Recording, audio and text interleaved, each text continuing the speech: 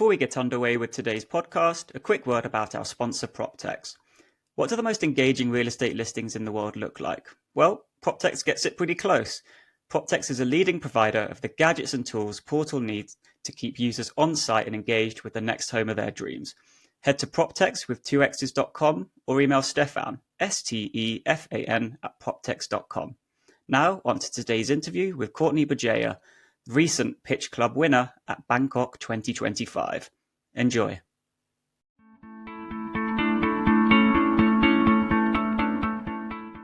Hello and welcome to the PPW Podcast, bringing you news, views and interviews from the world of real estate, online marketplaces and PropTech industries. My name's Harvey Hancock. I am news editor at Online Marketplaces. I will be your host today, and we are back, ladies and gentlemen, after a busy week in Bangkok. I'll hand straight over to Simon here. Simon, welcome to the show as always. How was the conference? Excellent conference, Harvey. So thank you. And it's good to see you. And Courtney, it's great to have you on as a guest. Fantastic week in Bangkok. But then after doing this 10 times 9 times in Bangkok and 1 time in Singapore, it's always a surprisingly fun, insightful, and a little bit exhausting week. So, and if you didn't make it, we have a conference coming up in October. Tickets are on sale. Actually, sales are going really well. It'll be our biggest conference of the year. We'll have around 400 plus C-level leaders from around the world discussing what's happening with PropTech, what's happening with online marketplaces, and dare I say it, those 2 little letters AI are going to pop their heads up all over the place as we then discuss, what that impact is on this industry. But we're not here to talk about that. We're here to talk to Courtney. Courtney Bugeja, welcome to the show, our recent Pitch Club winner in Bangkok. How's it going? Very good. Pleasure to be here. I've always been a viewer and not an attendee, so I'm super excited. Was this your first conference, by the way? It was my first conference, first time at the PPW conference. And how did you enjoy it? What did you enjoy? What didn't you enjoy? Let's get the shit out of the way. I actually really liked the conference. I thought it was an incredible opportunity to learn more about how the industry globally is thinking about the future, PropTechs, portals, and marketplaces. How they're evolving, how different markets operate and different things work in different places. I also really like the opportunity to connect with lots of different people. The conversations and the opportunities that came out of it were really good. So I will definitely be going again. Excellent. We're going to hold you to that. And as Pitch Club winner, you get a free ticket to the Madrid conference. So don't forget to book your plane ticket today. And for the 15th to the 17th of October in Madrid, we'll see you there. The wine is good. The trophy is better, but it's the free ticket that they stay for. That's what I hear. So let's get on with it then. So, Courtney, you're in charge of SellSmart. That is the business, and obviously you, One Pitch Club. Let's go straight into the main topic, which is what makes a winning pitch for you? Anyone that knows me really well knows that I don't usually go into anything blind. So I think failing to prepare is preparing to fail. And I think a winning pitch needs to be clear, concise, and focused. The other thing that I think is really important is to know the audience that you're talking to and to speak their language and not assume they actually know parts of your business that you know. And then to just clearly go through the problem, the solution, and why now is the right time. There's a question in there for you, Simon, which is there's the unknown unknowns for the audience, right? They don't know everything about your business. I'm just wondering, when you're getting pitched, you've been pitched hundreds, thousands of times in your career. Are there things that people are very obviously missing out when they're pitching that they really should be more focused on? And are they focusing on what you'd call maybe vanity metrics that really do not need to be part of the conversation, certainly at the first instance? Yeah. A couple of things. So best way to think about it, what the sort of 2 or 3 things that make a great pitch is one, and Courtney said it, understand your audience. If you're pitching to someone like myself or my business partner, Gonzalo, we've been doing this for 25 years. We've got a pretty good idea of the various models in the industry. So laser in very quickly on what it is that you do. Confirm with us that we understand it. No one very does that, right? They go, hey, this is what I do, and they just talk at you. It's like, oh my God, right? And versus saying, hey, now, does that make sense? Yeah, have you seen this before? I've seen variations. Okay, well then, this is what we're doing that's different, all right? Because I want to know what's different. Otherwise, I'm just going to go, well, I've heard this before from someone, and it didn't work, or it did work, or whatever. That's the first thing. I think the second thing is have a really good structure and hit the points that matter. So what do you do? What's the market? What's the business model? What traction have you had to date? What are your plans? And how much you're raising and what are you going to use it for? Okay. And just sort of don't fluff around in that, because as you said, you hear thousands of pitches as you go. And then the last thing is, when you're investing in businesses at this stage, you're actually investing in the person. Because I'll guarantee you that the business today and the business in 5 years will be materially different because of that blind spot. You don't know what you don't know. And in this case, Courtney is building a business and she's going to learn a lot in that process. And unless you're a little bit crazy, you will pivot, right? You'll pivot to capture the value and so on. So what I look for is, do I have confidence that if I give this person a check for $100, $200, $500,000 or whatever it is, that I'm going to get a return on that money, and they're going to treat it like it's gold. Okay, and what you don't want to do is be one of these guys I invested in a long time ago. Quick story: I invested in a company who definitely remain nameless, and we were working. I was working with them. I went to visit. I thought I'll have a bit of a site visit, spend a day with them. He turns up and picks me up in a brand new Tesla. And I went, oh, that's a very nice car. Gee, I didn't know you had a Tesla. He goes, no, this is the company car. I went, what do you mean a company car? You're basically a startup, and you're what? So my head was sort of spinning around in circles going, what? And then I fundamentally worked out that I basically owned the back quarter of the car, right? Because the money had been raised, gone into the business, and he bought himself a car, because that's what they do in my market. If you're a CEO, you have a car. Well, no, you don't. Yeah, and so I think there's sort of there's a lot of things that people do wrong. Don't start a pitch by saying, well, I went to buy a house or rent a house and I had this problem and I thought there's got to be a better way and therefore ... Oh, I've heard that so many times. I've gone, my God. You've just basically built something that everyone else has done. You think there's got to be a better way, but you're basically doing what they do. Courtney, how did you open your pitch? Do you remember? Have you still got the script in your head, or has it been moved to the recycle bin? Actually, I've got a better challenge. Go. Because people listening don't actually know what SellSmart does. What does SellSmart do? Where's the elevator pitch? Courtney, give us the pitch. Just the elevator pitch. So SellSmart is the fastest, easiest way to prepare homes for sale. And ultimately, we help agents and sellers get homes market ready without friction and without delays. Fantastic. You know what I like? I get it. Short, sharp, to the point. But as you said, failing to prepare is to prepare to fail. But in that you process. know what? That has evolved so much in the last 2 years, the way I say that. So it sounds really nice and easy now, but over 6 months ago, it sounded different. Yeah, and I think that's actually a really important point. There's a guy called Brian Reckwath who was the founder of a company called Viva Real, and he now runs Latitude Ventures that invests into Latin American startups. And Brian was an incredibly good pitcher of a business. Okay, and he has this great story of when he started to pitch Viva Real as an investment case. He'd go out and pitch it. He'd get feedback. He'd go home, change, modify. Next day, go and do it again, and then take it back, modify it. And he said, if you look at the first version versus the 30th version, he said they were a mile apart. The underlying, but the funny thing was, he said the underlying thing of what he did didn't really change. The messaging and the positioning changes, and the refinement and the knowledge of the business, and knowing which touch points to hit, right? Yeah. And for anyone who doesn't realize, Viva Real ended up merging with Grupo Zap, which then got sold to OLX for around 800 million US. So he had a It's worth refining that pitch. Story.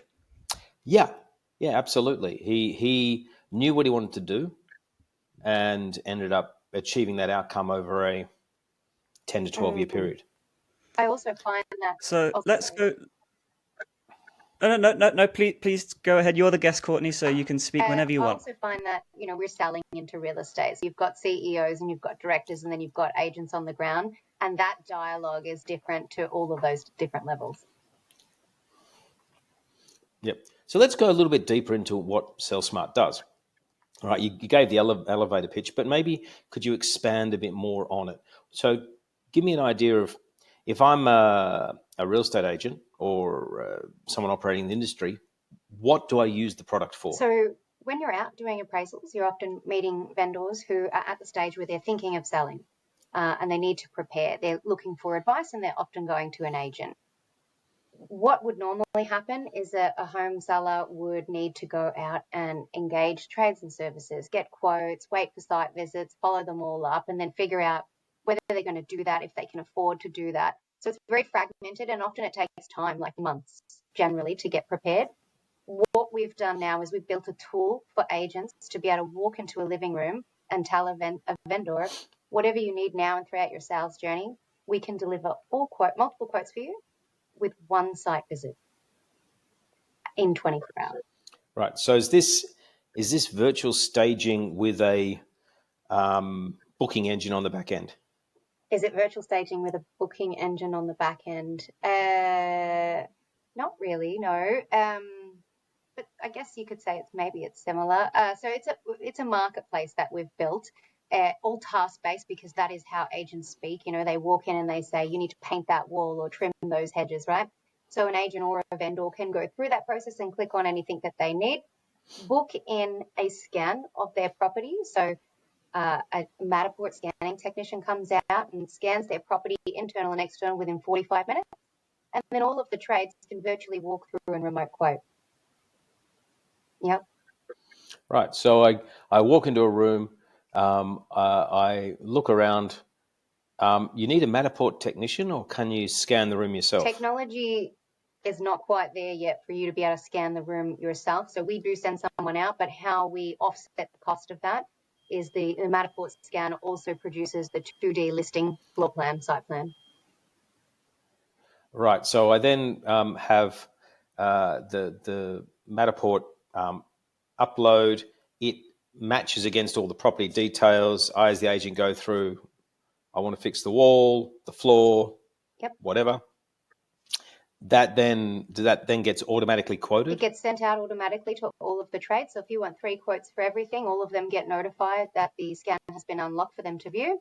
Then they can contact the vendor or the agent and walk through the scope of works to finalise their quote. And how do you make money? We take a clip off the total transaction value. Right. So the way I think about this is a trades marketplace. And the front end, so if you're pitching to me, I'd say, well, what we've got is a trades marketplace. And what we do is we allow for anyone to engage with a trade to get a job done and get multiple quotes. And whoever's successful, we then take a clip of the ticket in that process. And it happens to be the use case at the front end at the moment, because there's many use cases you could do, right? The use case at the front end is this: I'm renovating a house to sell. Okay. But another use case could be, I live in this apartment. I want to take a picture. Okay. I want to paint that wall. Get me a quote, please. Yeah. And over time, with data in a particular area, we will be able to provide really good estimates. But at this stage, we're still in that, that journey of collecting the data. You need a lot of it to be able to do that accurately. Okay. Is this the only revenue stream, Courtney? There are other channels to monetize our marketplace, which we're thinking about more in the future. So perhaps a part 2. Okay. Simon, No. I just interrupted you there, so I'm worried No, that I was going to say that it seems to me that this is you've got an interesting opportunity here because it doesn't matter what geography you're in, as long as you can plug and play local trades on the back end. That's all that matters. And that the more I think about this, one of the interesting growth challenges will be if I'm in Melbourne and you're very well structured for Sydney or somewhere else. You can't fulfill. I can't have a guy fly down on a plane to paint my room. He's going to have to be local in nature. So how do you think about expanding the business given the need to build local networks of All right, tradies? well, let's just focus on the supply part then. So our initial focus is Australia, and primarily the East Coast is where we've been sitting. We're not a directory, and I can walk through how the differences and why we're not and how we're unique at a different point in this chat. But the way we go about it is we have spent the time to align with national bodies like Aussie Painters Network, the Masters Associations, those that do all the licensing and certification for trades. And so what that allows us to do is it allows us to say, turn on Queensland, get in touch with our partnership people there and say, hey, we need another 400 painters in this region. And overnight we can turn on with certified insured operators. But another thing to keep in mind, which is very important and perhaps unique to Australia, is that the agencies do already have a network of trusted service providers that they work with. So they have the ability to onboard them. And then if we are saturating an area, obviously the network effect there, it compounds as more and more come on. Okay, now I've got a maybe a deeper question. How do you ensure that you get the volume of quotes from qualified people? So there's two things. One is I want to paint this wall. I'm just looking at a wall in front of me. Okay, and I want 3 quotes. How do I do two things? One is ensure that I get those quotes in a timely manner, right? Especially given a lot of tradespeople are sole practitioners who are running around. They've got their mobile phone. They probably don't use a computer. So how do you have that communication with them to get the quote? And how do you ensure that the quotes are comparable? So I can look at an apples for apples quote. And how do I ensure that I've got a quality person quoting, not Harvey the plumber, who's been has no idea. Still an apprentice. I'll have a crack at this, or doesn't do a very good job. So how do you align all those requirements? Parts, right? So let's start with timely. Yeah. When a consumer or an agent gets matched with the trades, when anyone gets matched with someone, we want to be heard right away, right? But we know that good operators are busy. Like if I called you right now, you're not going to answer because you're on a podcast. But that doesn't mean that I've not finished my shopping journey. So as soon as they get matched, the trades do actually get a notification and they can click on an auto response back to that client, letting them know that they've received their request and that they will be in touch once the scan is complete. So suddenly we've been heard straight away. We can stop shopping for painting and our expectations have been set as to when we can hear back. How do we make sure we've got comparable quotes, apples for apples? The Matterport scans with the Pro 3s are so clear. They're 4K. You can zoom in and see, grease on a stove or fingerprints on a light switch, right? And so we're very big part of our onboarding with the trades is clarity of quote. Like we never want to see a quote on platform that says like, we're going to tidy up the front yard. What does that mean? Are you going to trim a hedge or are you going to get rid of the garden waste? We're very, very clear on that. So the trades have picked up on that really well. So now you'll see super comprehensive quotes that are even pulling images from the Matterport to make sure we're talking about the same thing. And then your third thing was, how do we ensure quality? That's the alignment with those membership bodies, because most trades in Australia do fall under a type of certification and some don't. So when they come through organisations like that, we know that they're insured, they're certified, they're licensed, all of the important things. And then when they come from an agency, we make them upload that documentation. Okay. Now, one thing that I've noticed is just because I'm a tradie and I've hit the button, I'll send you a quote, doesn't mean I'm actually going to do it. So what mechanisms do you have in the background to follow up to ensure that, because I see this as much a logistics game as it is a marketplace game, because your fulfillment, your money is, you make money based on fulfillment. Yep. Okay, and therefore, and no different to in many ways like eBay. You know, they've got a lot of sellers on that, but if people don't transact, then they don't make their money. So the same concept, you need the transaction to occur. How do you ensure that? Yeah, I press that button. Yeah, of course I'm going to quote. And then like a week's gone by and I've gone, oh yeah, I haven't done that. I've been pretty busy doing this other job. And then this guy over here called me and so on. How do you manage that? So as soon as the scan comes back, the trades get an SMS and an email, and then they've got a 24-hour window. If they do not upload a quote within the 24-hour window, it goes to the next person. They do have the ability to reject it if they do not want to do the job. Right. And how many people do you, and you can send it out to 3, 4 or 5, or do you send it out to 5? So it's up to the vendor and the agent how many they want, but generally most people select 2. You can select up to 3. Right. Because I think one of the things I would, and one of the things I'd think about doing is, you want 2, no problems. I would send an email out to the tradies saying, I've sent this to 5, we're taking 2, the first 2 get it. The tradies never know how many people they're up against. So they always must be fast and remain competitive. And what we do know is the buying decision moves really fast in this particular point of the journey. So you'll often find that even the more expensive operators are winning because they are just faster, they've got better, clearer quotes, and their service on the phone is just, top notch. So it's not the things that traditionally impact like a directory. You don't have time on your hands. When you're renovating, you have time, right? Yes. So what because I'm buying through, I found this when we're running REA or with other portals, if an agent doesn't respond to an email, it's the portal's fault, right? Yeah, that was, I inquired about the property and they didn't get back to me. Your service doesn't work. And you're going, wait a second, I'm the middleman. I was like, come on, this guy. So how do you get around this issue of you're putting your brand up there saying, hey, come via me. I'm going to get you 3 good quotes. They're going to turn up. They're going to do the painting. It's going to be a fantastic job. But you're not actually doing the painting. You're not doing the quoting.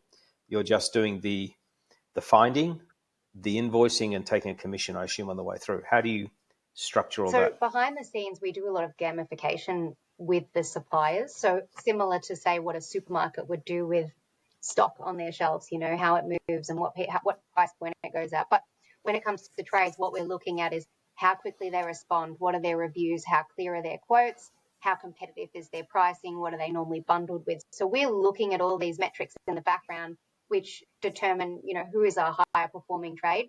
The higher performing trades are consistently growing and scaling with us. So if they simply don't meet our metrics, like if they don't have a business that's able to, operate in the constraints that we need them to, then they're not a trade for our platform. Right. And how do you, I know you take a cut of the commission, but how does that work? Do I, as the homeowner, pay you? Do I pay the real estate agent? Who pays you? Do you pay the end person? You try to get money from the supplier. How does it all work? Which I would guess you wouldn't want to do because you'd never get your money. You'd never get our money. So how? No, we run payments on platform. So this is what's so unique about SellSmart. So all of the quoting and the scope of works is on platform. And then just like when you're shopping online, you add your quotes to your cart, choose if you want to pay now or pay later. Either way, the full amount of those quotes is uploaded into the SmartPay wallet, which is unique for every property. And that's held until the works are complete. The reason that we've got that, other than eliminating the cash economy, is the trades now have security of payment, that if I do the job to the scope of works and the vendor is satisfied, I will get paid. But the consumer is also confident that, they're not just going to run away with their money. So it actually works really well for both parties. It's taken away deposits and things like that. That's how we handle it. So it automatically comes out when the trade gets paid. Right. So the real estate agency network, the Matterport product, and the SellSmart application are, at the end of the day, lead generation tools to funnel into this clearinghouse where it's all about, this is the request. I need a wall painted. At the end of the day, I need a wall painted, and the wall is, I don't know, X by Y size. And here's some pictures, so you know what your quote is for. That's what sort of comes out of all of this at the end of the day. And then it goes into your network. Here's please quote, goes out, comes back. You handle all the billing, handle the invoicing, hand everything done. Hopefully the supplier turns up, does the great job, and sails off into the sunset. And then you can have multiple different front ends, right? If I'm, as I said before, if I'm sitting, because I was thinking more about this, if I'm sitting in this room and I go, you know what, I'd really love just to get this painted. I don't want to deal with 10. I just want 3 quotes. I want to know that I don't have to deal with. I just want them to turn up and paint the damn thing, right? So I would be, do you envisage a world where I can take a few pictures? Okay, because AI is pretty cool now. I can, by looking at the pictures, it can work out the size, etc. And by the way, this is not a case of I have to be accurate to the millimeter. I've just got to be about right, because when someone comes to paint, they don't bring exactly the last drop for the last millimeter. Okay, so it's about right, and they're going to go, well, it's about $1,000 to paint the wall. Do you envisage a world where I can just take a picture, upload it to your service, and say, I want 3 quotes, thanks, and then you handle everything else? Yeah, that's what we think. Yeah. So, and it's not that right. far away, Simon. Like when you look at the Pro 3s, right, they're excellent and they sit on a tripod, and so it's really stable. But, the new iPhones do have the LiDAR technology, and you can scan. It's just, it's new, and so it's subject to user error and device type. So that will change over time. I reckon that'll change in a 3-month period. There's enough. I know some other players out there who do the same without the cameras. Okay, because the interesting thing is, I think Matterport does an absolutely excellent job, but it's device dependent. You can do it on an iPad or an iPhone with Matterport as well. Yeah, and that's where you've got to get to, because that's when you don't have to send a technician out. The agent goes, zoop, thanks very much. The AI does the job of actually understanding dimensions and so on. But if that's the case, and I can be sitting here in this room and take a picture and use it, do you think the brand SellSmart is the most appropriate one for the outcome? Or is SellSmart really the front-end brand that's for the agents, and then you need to have a separate brand for the execution platform? Yeah, it's this has been coming up a bit lately. It's interesting. So SellSmart is just a company under the Smart group of companies, right? And it's labeled that because of where we're sitting in the journey. But just this week, we've had people who've gone through the SellSmart platform and now are in a new house and want to do renovations, and SellSmart doesn't really, it's they're still using it, but it's not quite the right name to remember. So over time, we're probably going to need to separate that. It's just where we're at as a business, it might not be right to do that just yet, given that we're focused on. Yeah, although thinking about it, when you're going through, I'm going to bring it all the way back to the beginning, pitching the business, right? When you pitched it, it feels like you're pitching a use case. Yeah, okay. Rather than pitching the complete opportunity, right? So I'm sitting here going, well, I've got a couple of other companies I know. This is true. I actually have a couple of other companies I know that I'm not interested in the front end component, but I'm interested in the back end, where the order comes in and you fulfill the order. Okay, that I could bolt on the two to come together. So, and that could be Transact Smart or whatever. Yeah, Smart group of companies. I understand. And what I would think about is, I would say I've got the SellSmart app, right? Rather than it's a SellSmart company, SellSmart app that helps agents sell smart. Then there might be Renovate Smart. Then there might be, I don't know, whatever else. I can't think at the moment. Anyway, but and by the way, what I've got in the middle is the Smart Fulfillment or something, right? Fulfill Smart. Now then you go SmartCo. So you're investing in SmartCo. SmartCo has got this. This is the use case we're doing at the moment. This is the growth opportunities that we can have around it, and they're just different apps. I mean, if I go to the App Store, it doesn't occur to me to think, I'll download SellSmart. because I don't want to sell this place. I happen to like my apartment here in Madrid. Okay. What I would rather do is I want to paint that wall though. All right. So can't it be renovate smart or fix smart or whatever? And then suddenly you've got all these around the use case. So anyway, that's how I was thinking about it. I'm glad you And I brought think that that up could because create. we've been having lengthy conversations about this. And so we might just pick them back up. I might pick your brain on that at a later time. Yeah. But why have lengthy conversations? Because to me, when I think about it. There's only me and my co-founder in Australia. Yeah, but that's not the question. The question is if you're super clear on the direction, right? Where I've got, what are the unique skills I'm bringing together, and one of them sounds like the capacity to take a request, paint wall 3 bids, thanks very much, or 3 quotes. Okay, that's the request.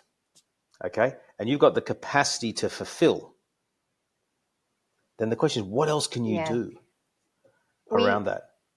With that, because that's a core capability you're developing. So I mean, one of our other entities, it's just an entity under the main group, is SellSmart, and we are hearing many different use cases. Some that would surprise you lately, like they're all coming to light. It's just that as a team, when we're raising a certain amount of capital, we're pretty laser focused on trying to roll that out without getting too distracted.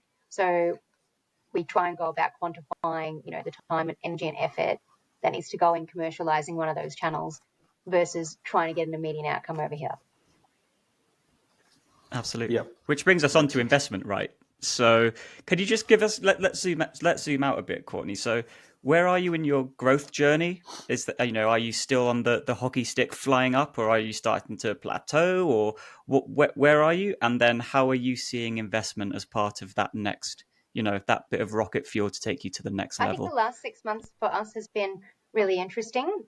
We had a key change of strategy and a bit of a change in the way our platform operates, so in terms of its functionality. But we had heaps of adoption in the last quarter of 2024. And then the momentum itself brought about a huge pipeline of agents who are ready to get started on SellSmart, and we just don't have an account management layer to service them and activate them at this point in time. It's just Chris and I at this stage.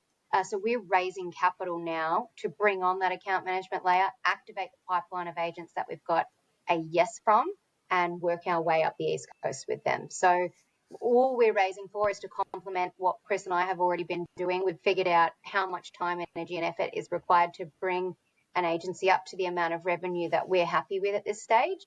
And now we've got a huge cohort that I've all said yes, and we just need to rinse and repeat what we've just done. So our revenue is still growing, not massively at this stage because it's just the two of us, which is why we're bringing on the account managers. Okay. The growth strategy is an interesting question. If I was in your shoes, where are you based, by the way? Melbourne, right. So Melbourne, for those who have no idea, who's listened to this, it's basically Melbourne, Sydney, Brisbane is 70% of the Australian market. Okay, so if you're going to grow a business and you want to do really well, go deep in 3 markets and forget the rest. And if you have the capacity to go to the rest, you do, but it's a later date. But even in doing that, if you could go super deep in just the Melbourne market and do incredibly well. And where some people often trip up is they would expand out of a market that they're in too early and then put stresses and strains. So you say, no, I'm going to go do Melbourne and Sydney. So suddenly you're shuttling backwards and forwards between the two. And that takes time. It has costs because you don't maintain 2 houses, so lots of accommodation and so on. You don't have the capacity at the drop of a hat to go off and fix a problem or talk to someone. You say, hey, I'm going to be there next week, and so on. I would, if I was in your shoes in very early stage, I'd say I want to get, if I can get to a X percentage penetration of Melbourne real estate agents, and we're talking about a massive geographic area, and there's individual sales agents in Melbourne. There must be, I don't know, a good 8,000 probably, because it's a big chunk. If I got good penetration of that market and I can control everything, I can put everyone in a room, we can all look at each other, we can wake up in the morning, go to the office and have conversations, then I'd probably do that before then jumping on a plane and going to the next market, because you use this as a way in which you can really solidify. And that's even if I had $5 million sitting in a bank account. Yeah. I would still do that. What we did last year, because it's just Chris and I, we initially focused just on an LGA, pretty big LGA. It probably has maybe 30 suburbs in it. And we saturated that area so we could really understand exactly the dynamics of, working in that primary trade zone. And then what we've done as more and more agencies have come to us is we've kind of just moved, out by LGA, council region for you guys. So we've now got a good spread, and now there are a number of agents that need to be activated in these zones. We did a deal with Holstoner at Biggin and Scott. So there's about 32 offices, mostly inner city, that have taken that ring. So there is a good print there, and each of them tend to have a first mover advantage in their suburb. So it's more unique. They use it more as a competitive tool. And then the interstate opportunities have just come about organically, not from us pushing them. Yeah. But that's the interesting challenge is you get the organic things popping up. Now, often people chase the organic because they don't want to see an opportunity disappear. But I think the better choice is to say, well, no, I'm going to go to the Sydney market in Q1 2026. I'm going to use 2025 to absolutely activate these. How many was it? 30 local government areas, right, or whatever the number was, in the Melbourne area. And I'm going to get, and I want to, and the question is, what success? Is it X number of agents using it? Is it Y number of properties for sale using it? I don't know what the measure of success is, but having that KPI, because as an investor, I am more interested in penetration of an existing market than growth to new markets. Yeah. Okay. Because that then shows you'll always find an early adopter. Always. It's the easiest thing to find. But you can't build a business around early adoption. No. Our initial go-to-market plan, though, is around finding the influencers and champions in particular areas, starting with them and then moving on to the second cohort within that office. Yeah. But I would argue, have you really done that in the Melbourne market? Not to the extent we could. Could you? Right. And so therefore my challenge to you would be, okay, how do you, if you think of the adoption curve, right? It's sort of a nice little bell curve. Yeah, the early adopter is fantastic. And the question is, what is an early adopter? Someone who uses the product on a regular basis. Okay. And then I've got the main curve. If you can't penetrate that main part of the bell curve, you don't have a business, right? You've got a headache because you're trying to get the same people to power the business. So getting to that main, and I would be, because if you can crack the code on how to go from early adopters to the main market, then you can grow anywhere in the world. Yeah. Right. What does that look like, Simon? What does that cracking the code look like from going from early adopter to the main crowd? Sure. Take it. You pick a local government area in Melbourne, call it X. It doesn't matter what the name is. You go, well, in this area there are 100 new listings a week. I don't know what the number is, right? Okay, and we know that every new listing, 1 in 10. There'll be a number, 1 in 10 does some sort of renovation. Okay, it won't be all of them, but there'll be a number, and you'll work that out pretty quickly.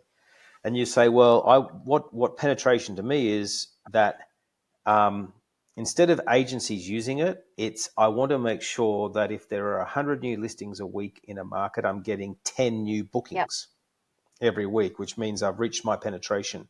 To get those bookings, I need to have the agents adopt the product, or the homeowner adopt the product. You don't need to have the agent at the end of the day, right?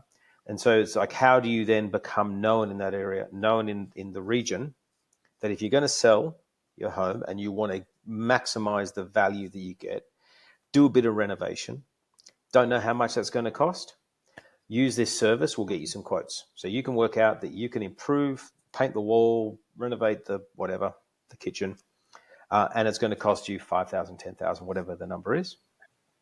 And it's about volume in a market. For me, is a test of, is it a real business? Yeah. Okay. Because then I know your rebuttal, Courtney. I agree. I agree with what Simon's saying. Something that we do, so the way we're thinking about getting in front of as many people as possible is not just, agent in the living room, right? Because that is capped. Some of the deals that we're doing from the top, which is a more integrated approach, is having digital click-throughs through appraisal documents, listing kits, OFIs, the digital sequence that comes out after them, as well as all the stuff that they have on the kitchen bench, and then just their EDMs and database nurturing campaigns. So we're thinking about different ways. Obviously, the agent is at the direct point of sale when they're in their living room, and this is a pain point we need to solve right now. And there are those who are preparing early and simply, amongst the atmosphere of that agency. So we're not at that point of, mass adoption, but I think that we're taking the right steps to get there. Yeah. So, and my point here is, if you can crack the code on getting mass adoption in your home market, then you're a very investable business. Because where you want to get to is that Courtney goes to bed, wakes up in the morning, and made some money. That's where I'd like to get to. Right. And that's the secret to building these businesses that are super interesting and super big.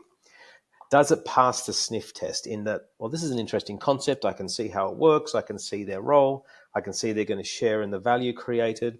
Yeah, you raise a lot of questions that, well, how if you're going to create value, does the agent get a cut of that and so on? There's a whole bunch of things that would be in that because that motivates the agent. But if you can get depth in a market, then you've got something that is super interesting long term. Anyway, I could talk about this for hours because I've way too much. I think I've probably got about 40 or 50 investments at the moment. The ones, if I go back, and that's the ones that are still active. If I go to the ones that are dead, right, or the ones that sold, crack that code. Okay. The ones that died, never worked out how to do in a small region, get depth. Okay, a lot of them went, hey, I've got a great idea. I've got 5 people using it. It must be great. Confusing the early adopters from the core, right? And they then went and they then put too many stresses and strains. Yes, that makes. Okay. I would love to pick your brain about this offline. Yeah, sure. Pick away. Okay. We'll give you a chance to some days slim pickings. But actually, no, I'm very happy to chat with you. You are a Pitch Club winner, so anyone out there who wants to pick brains and get access to both coming on the podcast and having to have a good chat about business and what it takes to grow it, enter Pitch Club. We're going to help the winners. Absolutely. There we go. There's a pitch. There's a pitch right there. We're about to wrap up, but I want to give you one chance, Courtney, to sort of get to pick Simon's brains on camera one more time. So is there one piece of advice or a question you have for Simon that you'd like to get off your... There's so many. I only have get one. Off your... You only have one. You only have one because we ought to take it offline eventually. Okay. So make it count, eh? I do have WhatsApp. Okay. Well, let's just go with on the thought pattern we were just on. How did REA, when you were at REA, obviously your time there, massive achievement, huge growth. How did you go about getting that, adoption, that mass adoption in those core markets? What was your process? What was your thinking? Key takeaway. Focus. Right? So super focus. So and what that means is we had a sales team. Wasn't very big in those days. The whole company, when I first joined, it was 22 people, maybe 23 people. Okay, super small. We only had 1,200 agents in Australia using us. We had the contracting system was a mess. So they're all different contracts out there. So I said, okay, well, let's do the following. Let's make the contracts simple. So they had one contract, one thing you could buy. You can buy this cup of coffee, sir, and by the way, it is a latte, and that's all it is. There's nothing else. Don't ask me for a Starbucks equivalent because I cannot do it. You get the latte with the milk I tell you you're going to have, right? First point. Second point is we then got the small sales team. I mean, the sales team was 5 people, maybe, right? If that, maybe. Yeah, no, it was very small, 5 to 8 people. We said, you're going to learn to sell latte. That's it. By the way, and this is going to be $5 a pop. Don't ask me for a discount. Don't try to sell on something that's not in the cup. You're going to have to sell that. So very simple. And then we focused on core markets. At that point, because when I took it over back in 2000, it was already in multiple markets. We said, I'm not going to do much on Adelaide at the moment because what's the point? I'm going to focus on Sydney, Melbourne, and that Brisbane Gold Coast corridor. And we said, let's just go deep, right? Just go deep. And then we said, right, so how do we ensure that the agents in those markets use us? We had some traction. So we then had to create FOMO, fear of missing out. Okay. And we also had to find other ways to put pressure on the agents. And one of the tricks we did was Real Estate View at that point in Melbourne, for example, was very good at putting all the listings on their website, but they put it in a nice little table format. So we just cut and paste the table, literally dragged, cut, paste, shoved in an Excel spreadsheet, cross-reference to did we already have the listing on REA or not.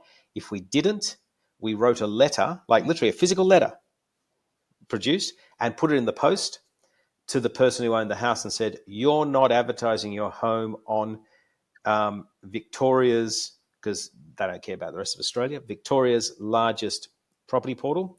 You're missing out on, and we inserted a number because we worked out the number of searches that would have been done, X number of searches for property in your suburb last month, and you weren't there. Talk to your real estate agent. What were the results, Simon? We had a see lot big of uptick.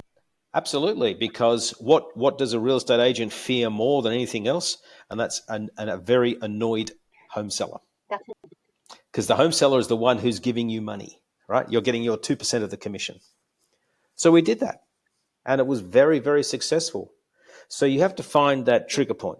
So, for example, if you're in one of your local government areas, boom, and you're saying, right, I want to go deep, every time a new house is put on the market by REA or on that, get an alert, get the address, send a letter. Because people, we're now at this point in the cycle where receiving a letter, you look at it. Yeah. Right? Because what the hell is this? Oh, it's paper, right? It's a letter. Except in the US. I got a house in the US and literally you get a mountain of crap in the letterbox every week. Okay, but in other markets where they've moved away from it, so if you do a letter, costs you, I don't know what it is, 30, 40, 50 cents, whatever it is in Australia, don't know. You could get cut through. Hey, I see you're selling your home. Congratulations. Have you thought about doing any quick renovations to maximize the price? Use SellSmart. SellSmart. SellSmart. Harvey, watch it. Use SellSmart so there's a way to get cut through, right? And I think at this stage, and for anyone listening, is don't think corporate, think scrappy, think what are the angles? What can I do that it's going to go through 5 sets of lawyers at a larger company? Yeah. Okay? Yeah, because we definitely don't have 5 sets. No, but you don't need to go through 5 sets. It's just ass covering. So you've got a great product, and I would be saying, hey, Mr. Agent, I see you just listed this house at 123 Harvey Street, right? Have you thought about maximizing the value using SellSmart? This is what we do. And by the way, don't write a paragraph. You write very bang, bang. Yeah, ADHD. Everyone's got ADHD nowadays, right? It's got to be straight to the point. Get them to engage. And by the way, just download the app. The app's free. Okay. And by the way, if you use it, you're going to make, X for here's a use case, $1,000 renovation job. You take, I don't know, $100. I'll make it up, and you can get, Mr. Agent, you can get 50, or whatever the model is. I'd love right? to pick your Money brain in your pocket. on incentive, because at this stage we've not paid anyone. But I understand it's the way the market operates. So I guess we're sorry, Harvey, we are going over time, but I'll ask you about that another time. Okay. Anyway, sorry. And welcome to the doctor's clinic. No.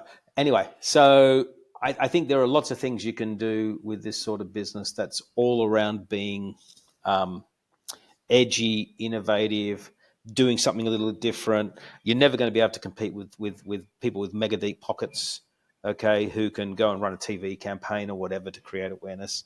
So you've got to think, what can I do that's different? Okay. Anyway, Harvey, I'm prattling on. I love these topics. I love talking to young, innovative businesses. I was on a call last night for 2.5 hours helping a business in Canada. They're fun, right? They're fun problems, and it's all about getting scrappy, doing things.